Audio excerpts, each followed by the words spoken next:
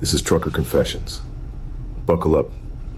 Been driving through a heat wave for 2 days straight, the kind that makes the whole highway look like it's melting at the edges. Mirages puddling up on the asphalt a quarter mile ahead that disappear the second you get close. Radio said it's 108 degrees in the shade today, and there ain't much shade out here to speak of. Truck jackknifed sideways through the heat, shimmer up ahead, hazard lights blinking weak in all that white-hot glare. And for one bad second, I swear, I thought it was Ghost's rig folded up against that guardrail. It wasn't.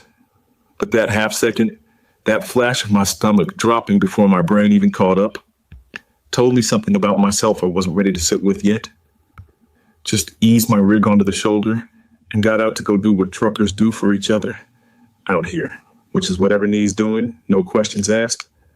Older woman out there already trying to jack her own rig up by herself, sweat soaked clean through her shirt, cussing that blown tire out like it owed her back child support. Told her to sit her tail down in whatever shade she could find and let me handle it. I was raised right. I wasn't about to let this old woman do this alone.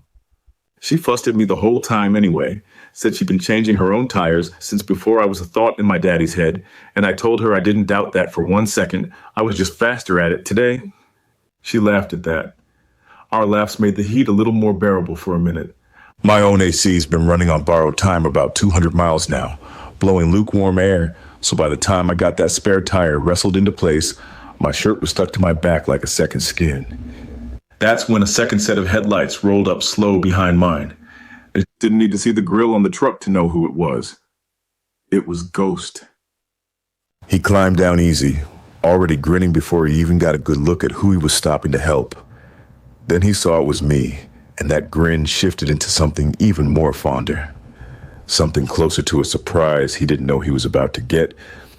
Both of us seeing the same feeling on each other's face, and neither one of us saying it out loud yet. Seems like the world keeps pulling us together on purpose, he said. I said, is it the world? Or you just can't get enough of me? He laughed and didn't answer. He just grabbed the jack out my hands and got to work. And between the two of us, we had that woman's rig upright and roadworthy in under 20 minutes flat. She hugged us both, called us her angels, pressed a crisp $20 bill into my hand. I didn't want it, but she made me take it anyway. 'Cause arguing with a grown woman in that heat ain't worth it. Me and Ghost watched her pull off down the highway, shaking her head like she couldn't believe her luck. The Lord has blessed an old woman with 2 sexy men is all we could hear her saying. Then it was just me and Ghost in about 108 degrees of nothing else to do. His AC was working. Mine wasn't. Didn't have to ask twice before I climbed up into his cab just to remember what cold air felt like against my skin.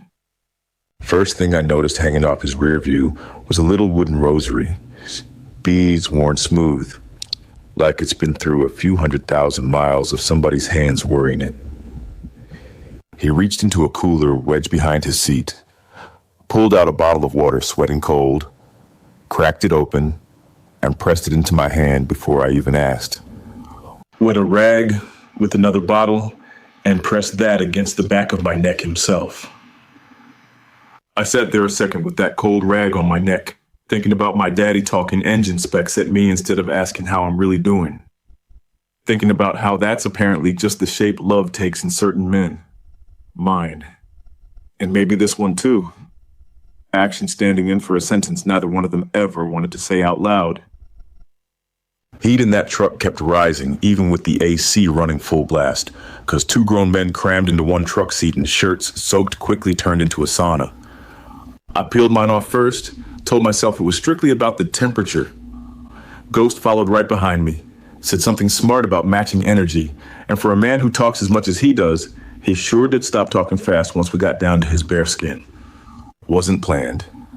Wasn't even really about anything but 2 hot, tired, keyed-up men who just hauled a stranger's whole rig back up onto its wheels together, and had nowhere left to put all that adrenaline but onto each other.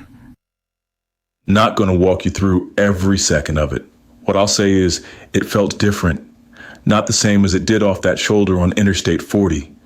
Every single time I'm with this man, it managed to feel like the first time. It should not feel this deep so soon, with whatever this is between us. Afterwards, windows fogged up despite the AC working overtime, both of us still catching our breath. He started looking at me in my eyes right before he said something he must have been thinking about for a while. How long you plan on running away from me? I opened my mouth to give him my usual answer. Something about the money. Something about the freedom.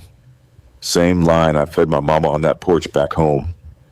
Instead, I sat there stuck, and Ghost just watched me not answer him. We didn't finish that conversation. Got a feeling we ain't finishing it anytime soon either. Ghost made me feel something I wasn't ready to feel. Same road tomorrow. Wish I had an answer for him. Wish I had one for myself.